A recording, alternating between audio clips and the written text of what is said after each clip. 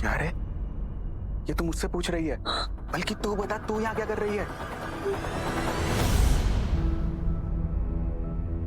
यहाँ भी कोई नहीं है, आवाज तो आई थी। चल अब फटाफट बता। बबली के कमरे से आवाज आ रही है। क्या खिचड़ी पका रही है रे तू? कौन है ये लोग? तुम अंदर कैसे आए? तेरे को रहने के लिए इतना बड़ा कमरा दिया इन्होंने। तेरी पूरी खोली से बड़ा इनका एक दरवाजा है, वो भी एंट्री वाला। और वो तेरी दोस्त कौन थी जो मुझे धमका रही थी? कौन सी दोस्त? किसकी बात कर रहे हो? अच्छा वो उनसे उन्नति, वो सब मैं तुम्हें बाद में बताऊंगी।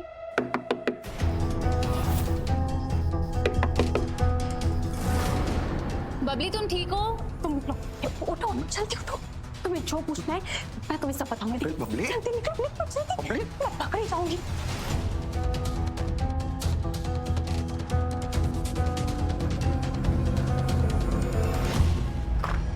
कैसी है तुम? मैं ठीक हूँ।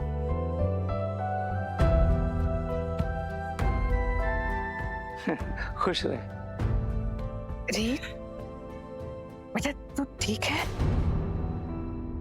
नहीं, मेरा मतलब है कि तू इस समय बिना बताए आगे। राघव तुझे छोड़ने आया होगा ना? वो अंदर क्यों नहीं आया? नहीं मम्मी, वो एक्चुअली मैं यहाँ पास में ही काम कर रही थी और सुबह मुझे जल्दी भी जाना है रिपोर्टिंग के लिए, तो इसलिए मैंने सोचा कि आज यहाँ रुक जाती हूँ। इसी बहाने आप लोगों के साथ थोड़ा टाइम स्पेंड कर लेंगे। बहुत दिन हो गए ना हमें साथ बैठे। अच्छा किया। बिल्कुल सही कहा रीत। मैं तो कहती हूँ ऐसे सरप्राइजेस देती रहा करो। और शीत भाभी, भैया ठीक है ना?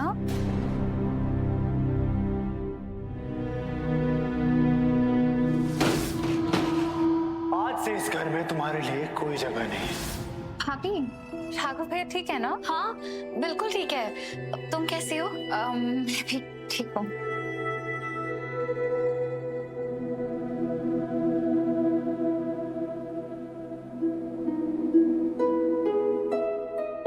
मैं ठीक हूँ, तू कैसी है? ये कौन है? ये ना उन्नति की बेस्ट फ्रेंड है, बबली। कुछ दिनों से हमारे साथ ही रह रही है। सॉरी, मुझे नहीं पता था तुम यहाँ रह रही हो, इसलिए मैंने ऐसे पूछा। स्वागत है तुम्हारा हमारे घर में। Thank you. जैसा कि मैंने तुम्हें कहा था ना, तुम्हारा सामान पैक करने का टाइम आ गया, समझी? मेरा मतलब है रीत आ गई है ना, तो रीत के कमरे में सोती है ये।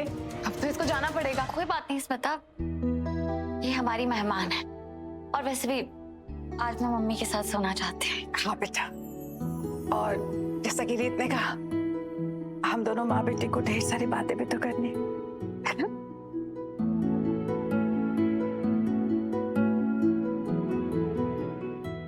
चलो तुम लोग जाओ, अपने अपने कमरे में जाके सो जाओ। चलो सुन। रीत आजा बेटा।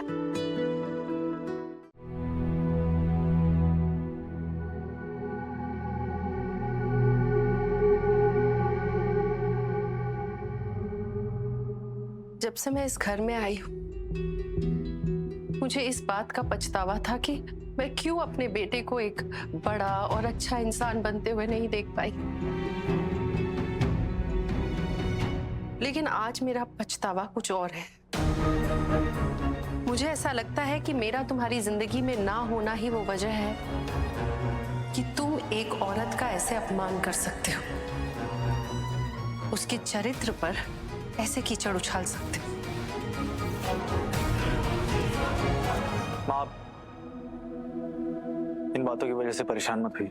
ये कोई इतनी बड़ी बात भी नहीं है।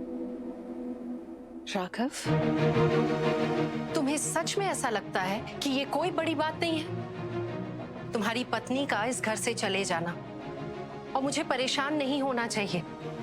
राघव, मैं रीत को बचपन से जानती हूँ। वो एक बहुत ही अच्छी और पवित्र लड़की है।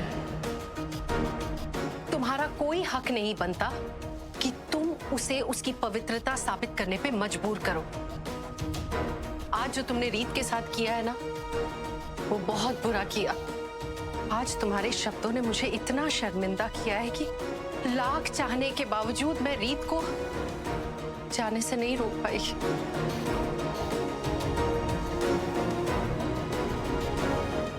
माँ, मैंने उसे घर से जाने के लिए कहा था तो उसे रोका भी था, उसका सामान भी वापस ले आया था।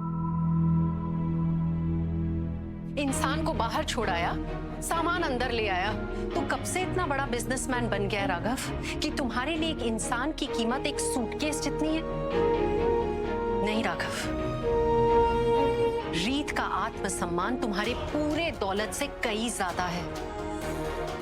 और जब तुझे पता था कि तुम्हारा और रोहित का एक ही होटल में एक ही वक्त होना एक साजिश है, तो तुम्हें उसके आगे अगर हाथ भी जोड़ने पड़ते, गिड़गिड़ाना पड़ता, बिछ जाते उसके सामने, तो क्या हो जाता? ये होता तुम्हारा सही पछतावा। सही कह रही हूं ना मैं? अच्छा, एक बात बताओ माँ, अगर रीत की जगह मैं उस होटल रूम में होता और रीत मुझे ऐसे देखती जैसे मैंने उसे देखा, तो वो भी मुझे उतना ही गलत समझते। पर रीत वहां नहीं थी, तुम थे। और राघव, कई बार हम जो देखते हैं ना, उसके लिए दिमाग की नहीं, दिल की जरूरत होती है। अगर तुमने एक बार भी अपने दिमाग की जगह अपने दिल से सोचा होता, तुम समझते कि रीत गलत नहीं है, बल्कि तुम गलत कर रहे हो ऐसा सोचकर।